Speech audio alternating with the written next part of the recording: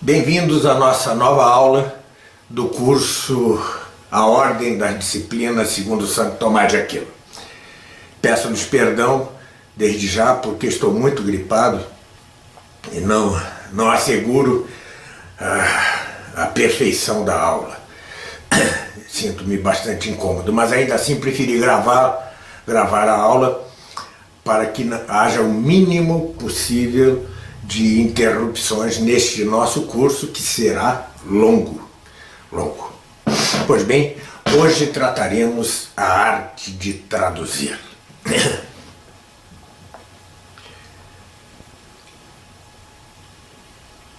A arte de traduzir é, antes de tudo, uma arte subalternada e auxiliar da linguagem e da gramática.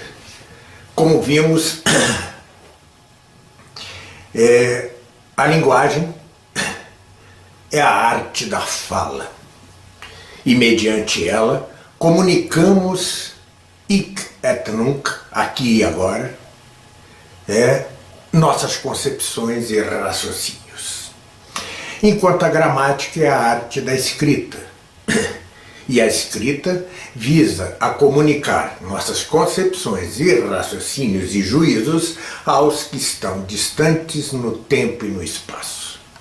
Ora, ambas estas artes, a linguagem e a gramática, vêm-se prejudicadas pela multiplicidade de línguas.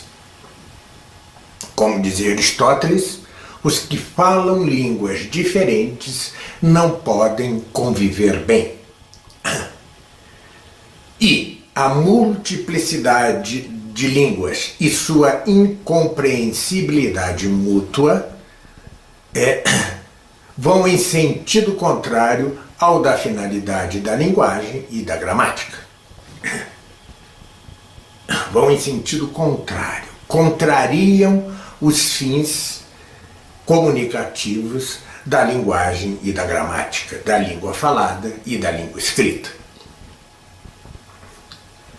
Por isso, desde Babel, que terá havido tradutores, antigamente chamado línguas, aqueles que traduziam diálogos entre pessoas de línguas diferentes.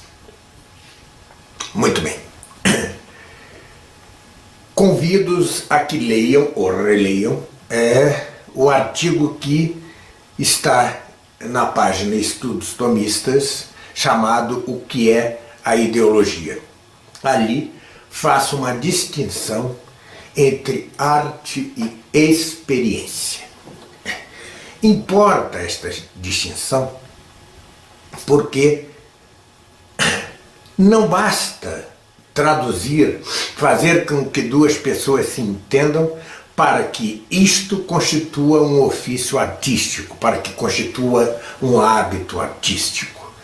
Pode ser por mera experiência, como uma determinada pessoa sabe duas línguas, é capaz de fazer com que duas pessoas de línguas diferentes se entendam razoavelmente. Mas isto não constitui ainda arte. Para que se tenha arte, é preciso que se saiba as causas e os efeitos daquilo sobre que atua a arte. E a partir daí, compor uma série de normas ou regras sem o que não haverá arte. Como sempre digo, arte sem regras e normas não é arte, de modo algum. Trate-se da arte fabril, trate-se da arte liberal. Pois bem, a tradução começa a ser arte quando aquele que a pratica domina o sujeito de sua arte com respeito a causas, efeitos, partes e propriedades. Por exemplo,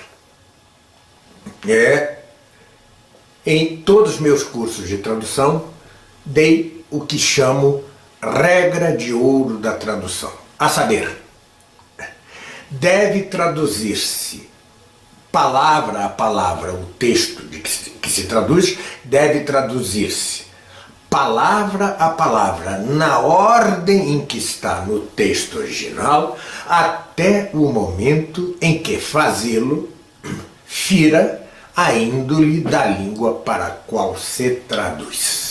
Vejam, esta é uma regra de ouro. Certamente causará horror aos antiliteratistas, mas não entrarei aqui no mérito da questão, até porque este assunto, ou seja, a arte de traduzir, se tratará extensamente num livro meu que se publicará ano que vem, cujo título é exatamente A Arte de Traduzir. Ali explano longamente sobre essa regra de ouro. Aliás, já voltarei a isso, compartilhada de algum modo por ninguém menos que Umberto Eco. Já voltarei a isso. Mas, a partir do momento, então, em que o tradutor domina o sujeito de sua arte, seu fim, as causas, os efeitos, as partes e propriedades, pode ele não só elaborar regras e normas para a sua arte, senão que pode ensiná-la. Esta é uma diferença fundamental entre o artista e o que apenas atua por experiência. O artista pode ensinar sua arte. Aquele que atua por experiência não o pode fazer, porque não domina tudo quanto acabo de dizer. Pois bem, mas esta tradução de que estou falando, e que é auxiliar da linguagem e da gramática, é uma arte, é uma disciplina auxiliar da linguagem e da gramática, é a tradução prosaica. Que chamo tradução prosaica? Aquela que atua no âmbito da língua corrente. Assim, a tradução de um manual de liquidificador entra nesta categoria, mas também um livro de história. A tradução de um livro de história também entra nesta categoria. Igualmente, a tradução de um livro de direito. Tudo entra nesta categoria. E esta é que é a tradução propriamente dita. É a tradução prosaica. No entanto, há outro tipo de tradução, outra espécie de tradução, outra classe de tradução, que é a tradução literária, que só se pode dizer tradução secundum quid, por certo aspecto. Explico-me. Imagine-se, como de fato fiz, que eu traduzisse uma série de poemas de Cervantes. Filo na tradução de Don Quixote. Faço tradução ao verter, aliás, versão e tradução são absolutos sinônimos. Ao verter os poemas de Cervantes, faço tradução no mesmo sentido em que faria tradução de um manual de liquidificador ou de um livro de história? Não. Por quê? Se o poema tem por matéria as palavras e a língua, obviamente também verto, traduzo a língua em que estão plasmados estes poemas de Cervantes. Mas não faço a transposição só disso. Por quê?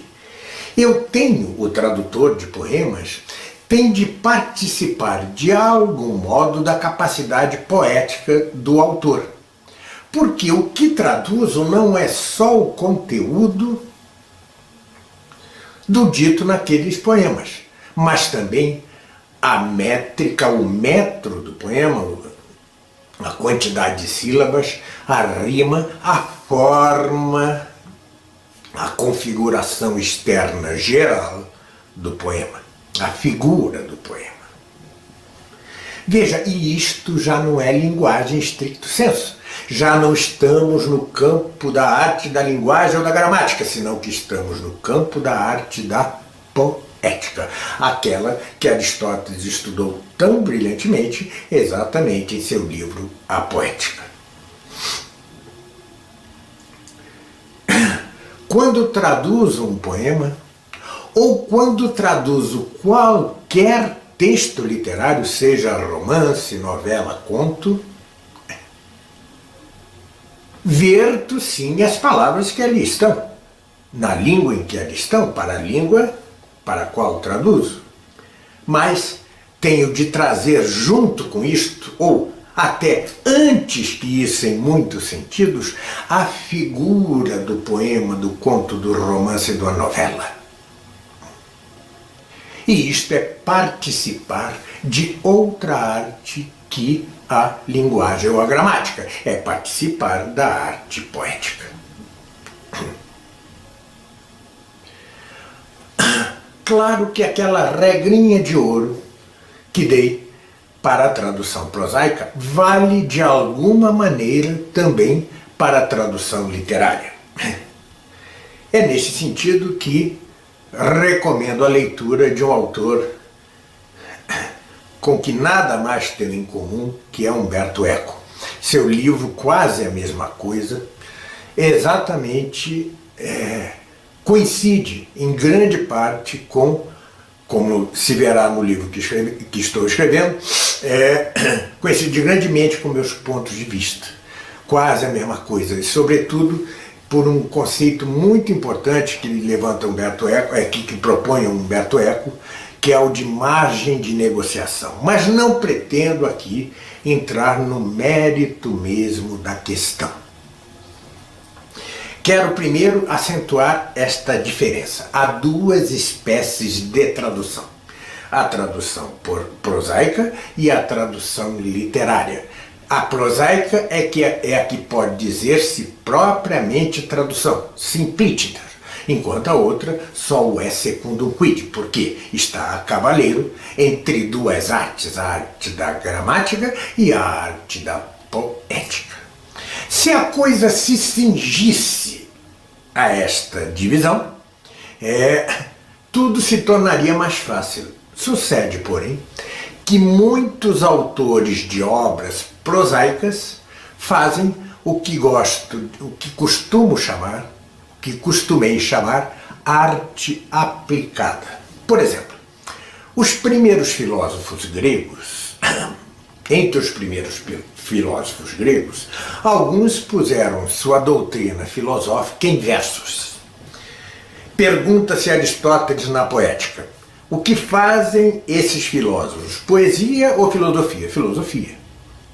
Mas valem-se de recursos poéticos para fazer sua filosofia. A eficácia filosófica disso é questionabilíssima, mas tampouco quero entrar no mérito. Mas não basta. Vejam que Santo Tomás de Aquino, aquele que depurou a linguagem filosófica até o ponto máximo eficiente, ele também faz arte aplicada. Na Faculdade de Artes de Paris, onde estudou o trívio e o quadrívio, Santo Tomás aprendeu o cursus. O que é o cursus? É uma aplicação das regras retóricas de Capella, Marcílio Capella, para a prosa filosófico-teológica. Por isso é que, ao ler Santo Tomás em latim, tem-se a sensação de que se lê algo ritmado. E o é. É uma prosa poética em certo sentido, com certo ritmo, e obedecendo a certas regras desta redução das regras de Capela à prosa filosófico-teológica. Pois bem, o tradutor da obra de Santo Tomás de Aquino haverá não só de traduzir perfeitamente o conteúdo daquilo que disse Santo Tomás, mas também adaptar à nossa língua este recurso poético chamado cursus, essa forma de escrita prosaico-poética chamada cursus, ao português. Traduzi vários livros de Santo Tomás, mas realmente aquele em que fui mais bem sucedido foi no último, o que não é de estranhar, porque a idade vai melhorando-nos em várias coisas. A minha tradução do Compêndio de Teologia para a editora Concreta. Ali parece-me que consegui o melhor de mim quanto à tradução, não só fidelíssima do ponto de vista filosófico e teológico e linguístico de Santo Tomás, mas a mesma maneira de plasmar essas ideias nesta forma adaptada chamada cursus. Então vejam, há duas espécies de tradução e há um como meio termo. Não deixa de ser, vejam, a obra de Santo Tomás vazada em cursos não deixa de ser prosaica, não deixa de ser, mas vale-se de arte aplicada, assim como numa roupa pode-se ter certo desenho, certo bordado de caráter artístico, e isto significará arte aplicada, conquanto o vestido, a roupa em que se aplica não seja ela mesma arte.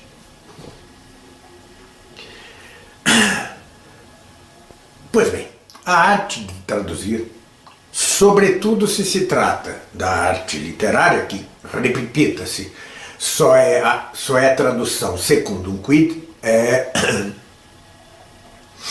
e a arte de tradução prosaica, quando se tem arte aplicada, é muito difícil. É muito difícil que se tenha alta qualidade em seu trabalho antes dos 50, 60 anos. É muito difícil. Claro que sempre há espaço para genialidade, mas é muito difícil. É uma arte muito difícil. E, no entanto, é uma arte serviçal.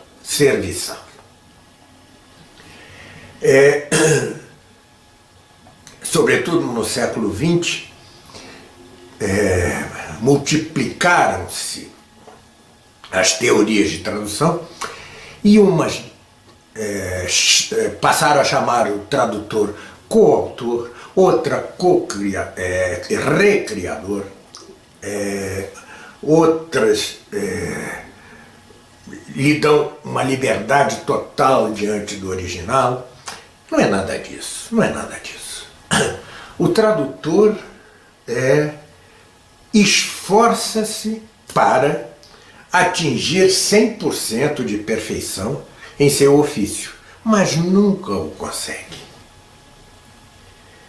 Trata-se de algo, ainda uma vez, assintótico, ou seja, busca-se o 100% e, de acordo com condições várias, atinge-se 90, 95, 80, 85. A felicidade perfeita é praticamente impossível, embora tenha chegado em alguns casos a altíssima proximidade.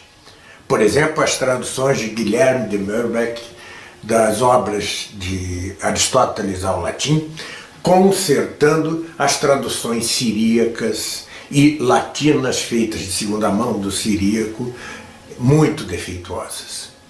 Guilherme de Merbecque foi o que traduziu a obra de Aristóteles a pedido de um papa, por sua vez a pedido de Santo Tomás de Aquino. Era confrade, era dominicano, Guilherme de Merbecque. Pois bem, desculpe. mas perfeição é impossível. Outra coisa que deve evitar-se é o considerar que a tradução é impossível. Esta era uma tese de Benedetto Croce. A tradução, sobretudo a literária, para ele afigurava-se impossível. Mas não é. É bem verdade que cada língua vê o mundo por certo ângulo. Mas isso não quer dizer que não se veja o mesmo. Ponhamos alguém com visões, com capacidade visual distinta, vendo a mesma coisa. Ora, um verá de um modo, outro verá de outra, mas verão a mesma coisa. Assim, as línguas expressam o mesmo, ainda que por ângulos distintos. Por exemplo, grande distância vai entre dizer gracias em espanhol e obrigado em português. Gracias é dar graças a algo, obrigado é comprometer-se. Quando digo obrigado, digo implicitamente, estou obrigado a retribuir o favor que me fizeste. Estou obrigado a retribuir-te o favor que me fizeste. Isto não está implícito em graças. No entanto, havemos de traduzir obrigado por graças e graças por obrigado, ainda que visto por ângulos diferentes.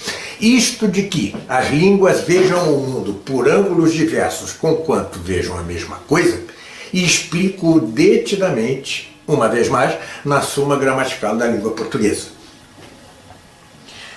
Mas impossível não é. Alguns pensadores modernos têm o péssimo hábito de negar milênios de história, há milênios que se traduzem coisas como seria impossível. Como conheceria eu a Homero se não tivesse havido a tradução de Homero, já que não sei grego? Perde-se algo se perde. Perde-se um pouco deste ângulo pelo qual o povo grego de então via o mundo.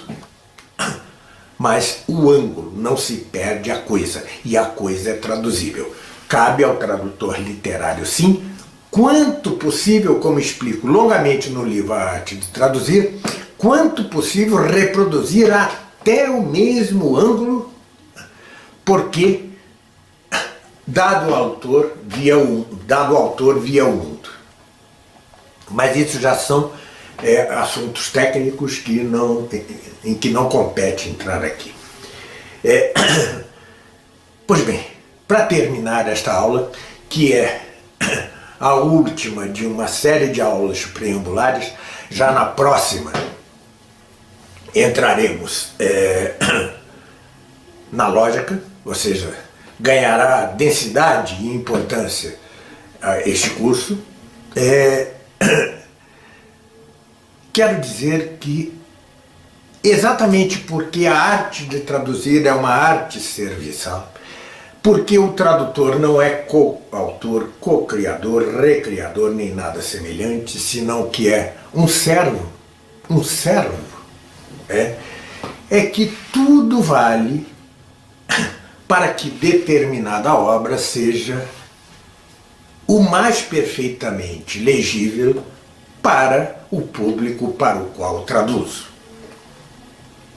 Assim, não há nada de mal, desde que se aponte, em valer-se do sucesso alheio. Dou um exemplo. Agora vai sair pela Realizações o livro de Duns Scott sobre o primeiro princípio. Fui eu que o traduzi. Eu não tinha nenhuma experiência em tradução de Duns Scott, que, ademais, inventava muitos termos e giros sintáticos desconhecidos para mim. Então, vali-me grandemente nestas partes difíceis da tradução ao espanhol de Félix Ajuntis, que saiu pela BAC. Embora a tradução não se faça do texto da BAC, vali-me sempre que necessário dos achados de Félix. Por quê? Ele é um escotista, ele domina a matéria e eu não poderia senão segui-lo. Aliás, pude exercer na tradução deste livro de Duns Scott algo que é muito bom, ou seja, pude contestar em nota ao mesmo Duns Scott sempre que ele, sem citar, critica Santo Tomás de Aquino, como verão na bela edição da Realizações. Pois bem, então quero dizer que vale sim o uso de traduções alheias, desde que isto favoreça a leitura de dada obra pelo público a que se dirige a tradução. E isto é assim, repita-se, porque o tradutor é um serviçal.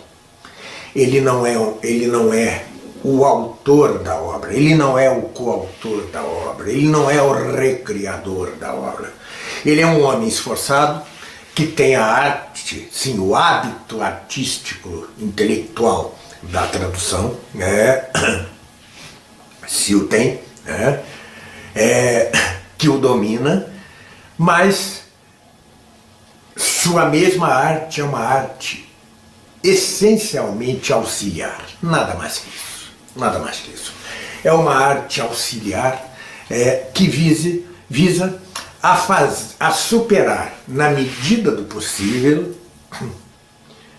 a contradição que implica a multiplicidade e variabilidade linguística das línguas, a contradição que isso implica com o fim precípuo da linguagem da gramática, ou seja, da língua falada e da língua escrita, a saber, a comunicação de comunicações, de concepções, juízos e raciocínios.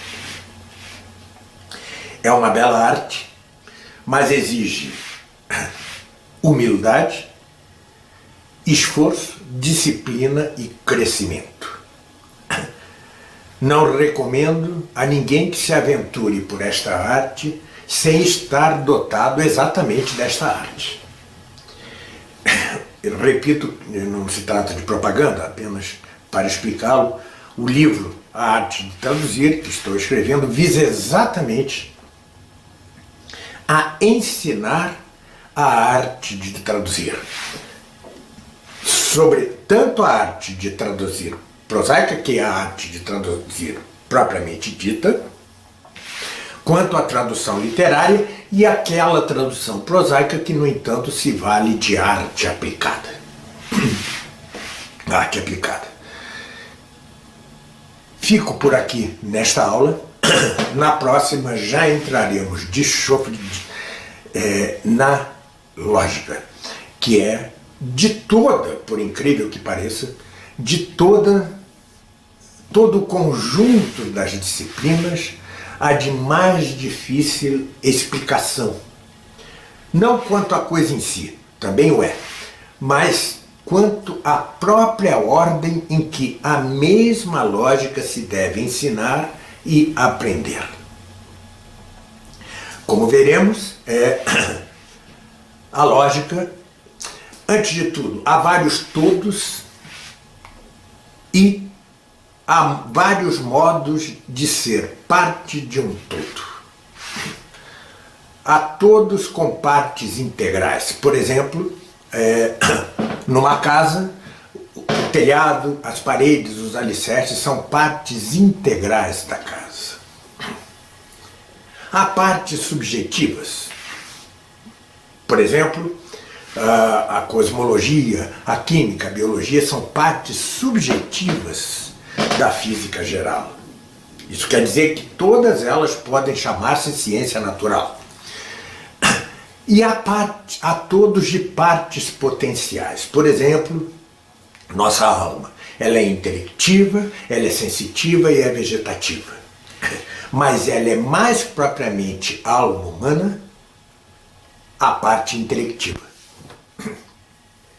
Da mesma maneira, a lógica se divide em partes potenciais. A própria lógica, ou seja, o terreno da demonstração, dos segundos analíticos de Aristóteles, Depois temos a dialética ou tópica, depois a retórica, depois a poética e depois as refutações sofísticas.